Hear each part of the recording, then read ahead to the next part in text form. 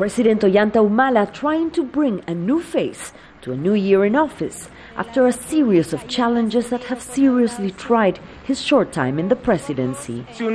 A year ago, I assumed the mandate that the people of Peru gave me. In accordance with my constitutional responsibility, I address again the Congress of the Republic today and vow to be accountable to the nation. His talk of social inclusion and dialogue is a necessary move. Since taking office, Humala's approval ratings have slipped. During his campaign, Humala promised to solve the social conflicts, but more than 30 have surged during his government.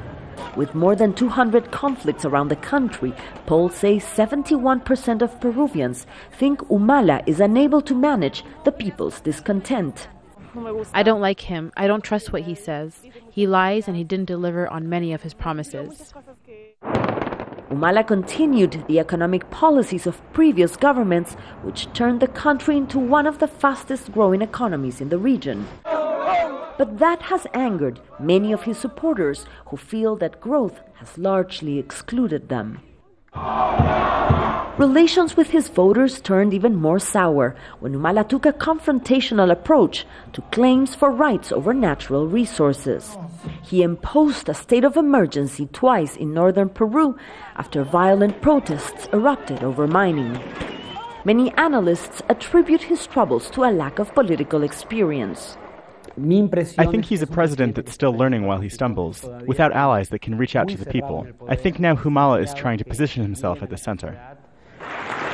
As part of his new face forward, Humala named a new prime minister this week to replace his former prime minister who was part of the crackdown on protesters. Humala's cabinet is now known as the Cabinet for Dialogue. I was not a Humala supporter, but I see that he has good intentions, so now I've become his fan. But the country is rife with social divisions, and as the previous year has shown, conflicts can erupt at any moment. The challenge is to control protesters who many perceive as exceeding reasonable limits, but also to position himself in the center, because it's a state perceived as favorable to the private sector. That means working toward improving the country's economic lot, while also including and building a relationship with his one-time supporters, the thousands of poor Peruvians who trusted he would fight for them. Mariana Sanchez, Jazeera, Lima, Peru.